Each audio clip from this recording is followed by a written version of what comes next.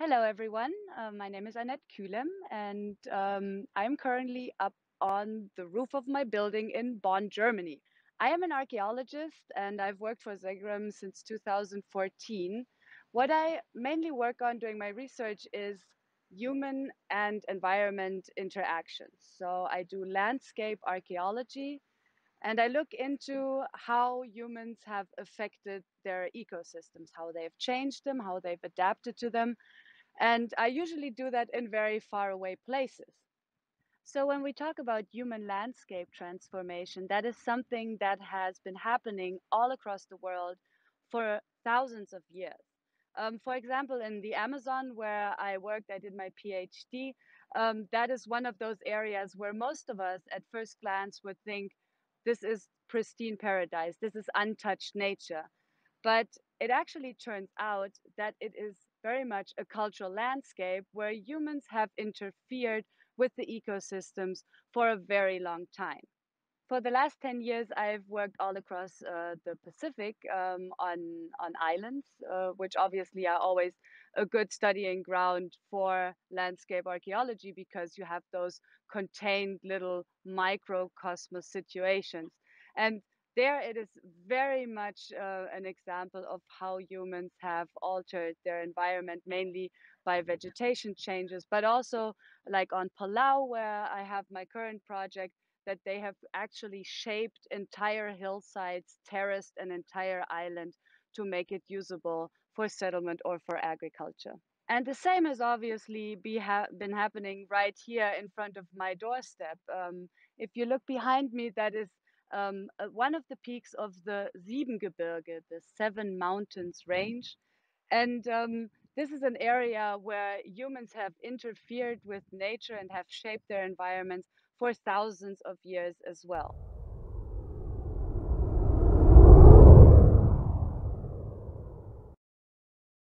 Let's zip over and take a look. If you look down here, you will see that is one of the very obvious examples of how humans transform their landscape. You have those manicured parks and gardens with introduced plants, introduced tree species. You have roads and buildings, and all of those are obviously changes to the natural landscape.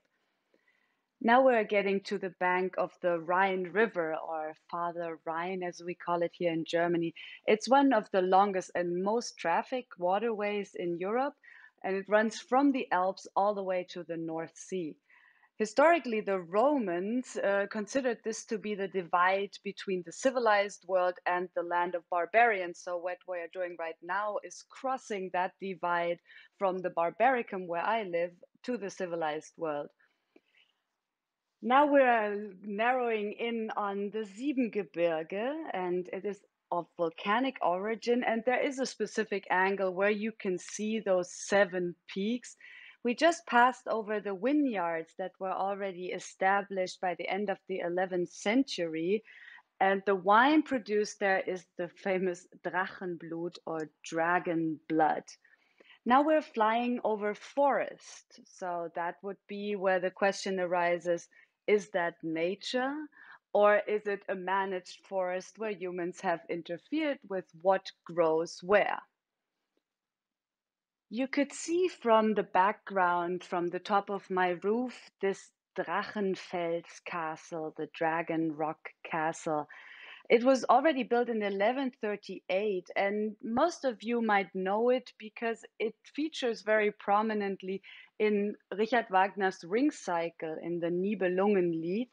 And the legend has it that famous Siegfried, the hero, killed the dragon Fafnir, who lived in a cave on this hill, and then bathed in his blood to become invulnerable. It's actually historically not really established where that legend took place, but to people from the Rhineland, it was definitely here at the Drachenfels. Long before the castle was built, the mountain was already used as a quarry. In Roman times, starting in 18 BC, A military fort was built to start forays into the barbaric world, and they used the trachyte from the Drachenfels to build their outposts along the Rhine.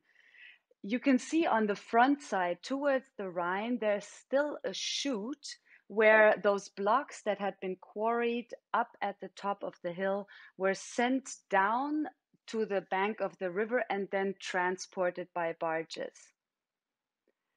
The quarrying on the Drachenfels continued until 1836, and that had a strong effect on the stability of the mountaintop. The trachyte of the Drachenfels was so popular because it is easy to quarry. It is quite a soft material. It is easy to carve. The light color that you can see here made it very popular for especially representative buildings. So many historic buildings in the Rhineland are made from this Drachenfels trachyte. Probably the most famous is the Gothic Cathedral of Cologne. The city of Cologne lies a good 50 kilometers to the north of the Drachenfels, downriver.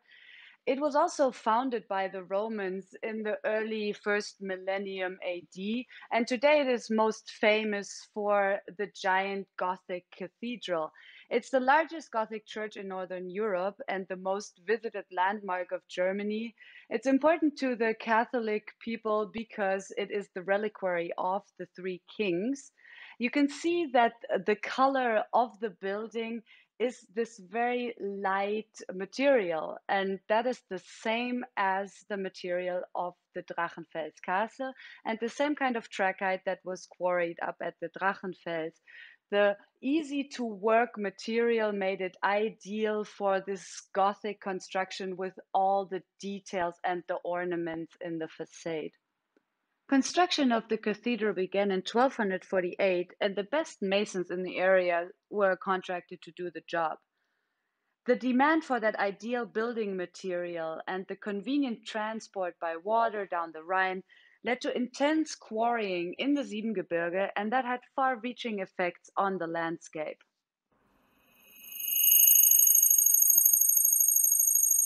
Let's zip back real quick.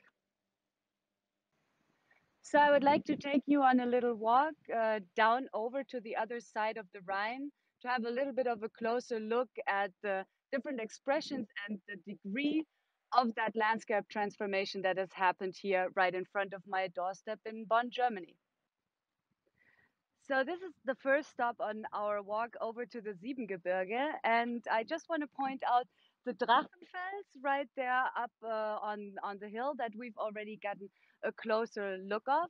And then on the right of the Drachenfels, we have another peak of the Siebengebirge, of the Seven Mountains range, which is the Volkenborg, the cloud castle.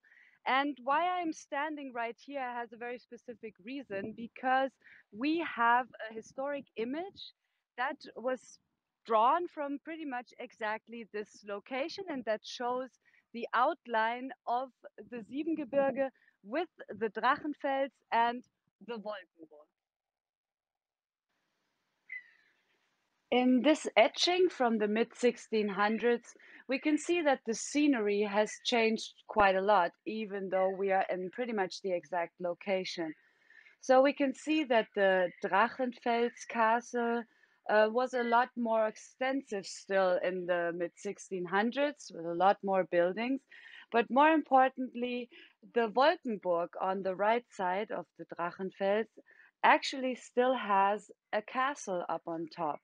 But it's not only that man-made structure, it's especially the outline of the mountain that has changed significantly.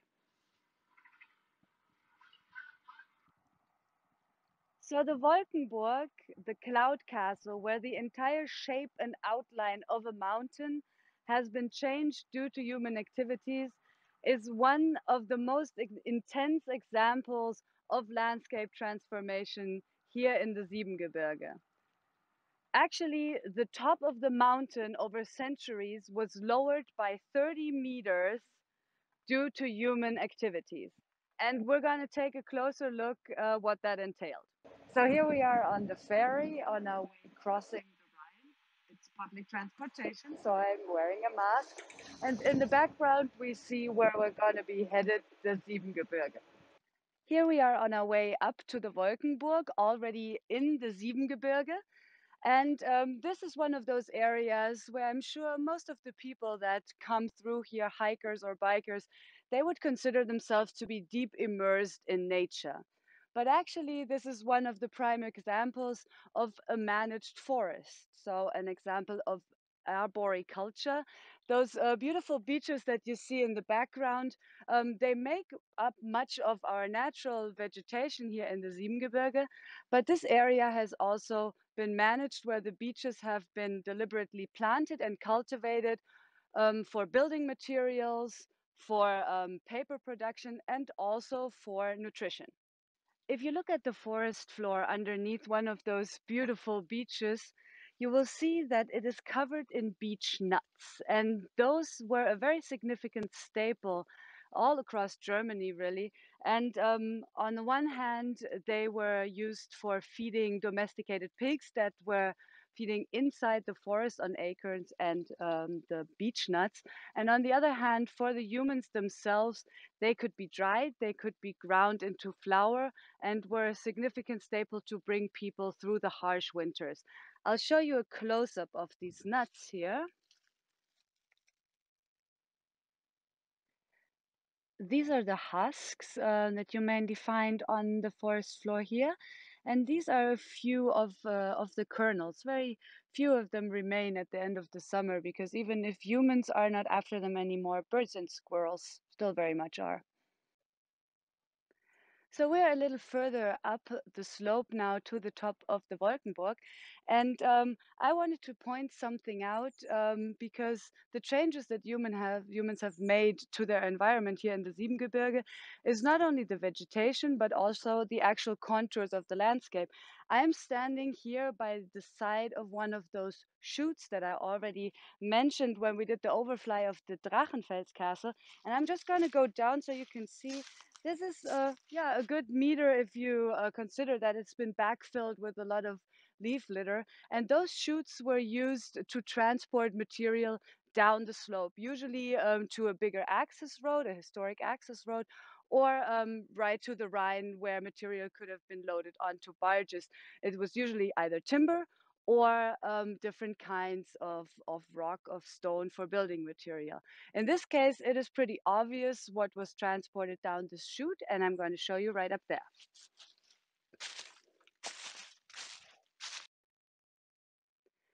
The Volkenborg consists geologically of Tracky Basalt, and that has been mined all over the slopes and on top.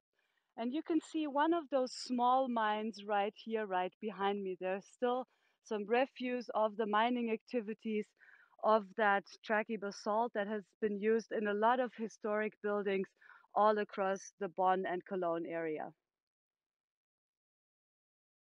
All around me on the ground here, you can see some chips of that Tracky basalt.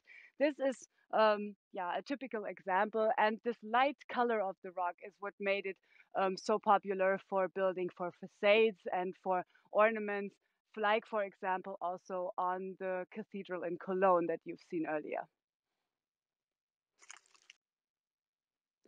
So now that we're almost up at the top of the Wolkenburg, I just want to point out a couple of, yeah, grown over walls that you can still find in the forest here.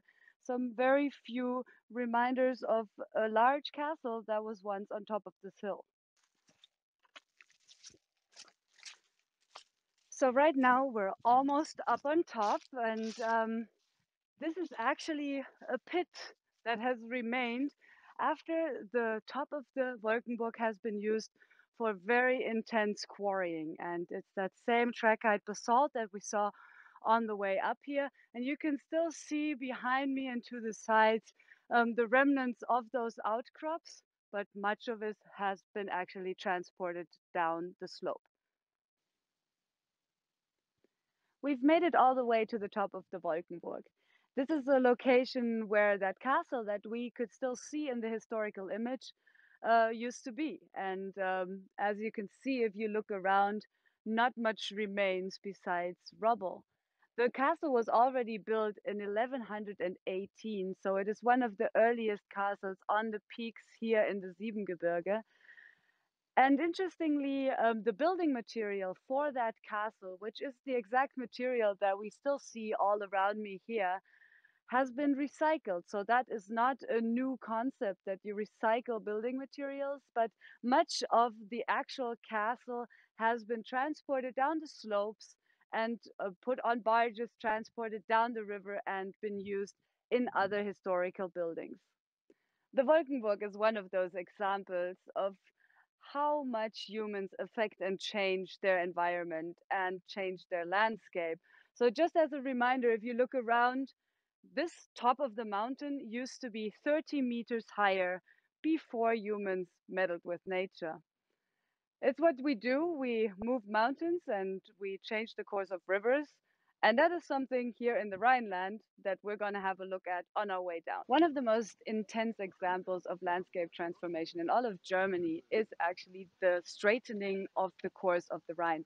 So, what we see behind us here is the product of a shortening and a straightening that took place in the early 1800s.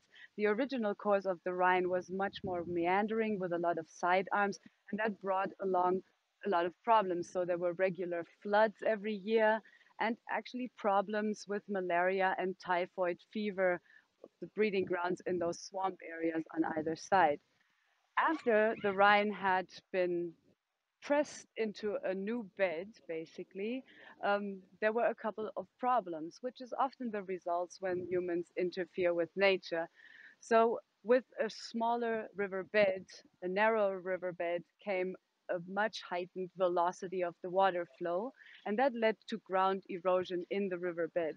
So much so that the water table actually dropped on either side, and agricultural areas that had been used for centuries fell dry, and the wells that people were dependent on were not deep enough anymore to reach that water table. Back on the ferry, headed home after our trip to the Siebengebirge. Here we are, back up on my roof, and I hope you all enjoyed our little trip into the Siebengebirge to look at the landscape transformation.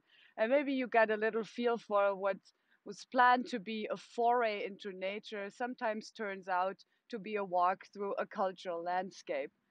If there's anything positive that we can take away from this pandemic and being so homebound in these times, it's probably that with a more limited radius, we have the time to look a little bit closer to home, what interesting things there are to explore until we can all get out there and travel the world again.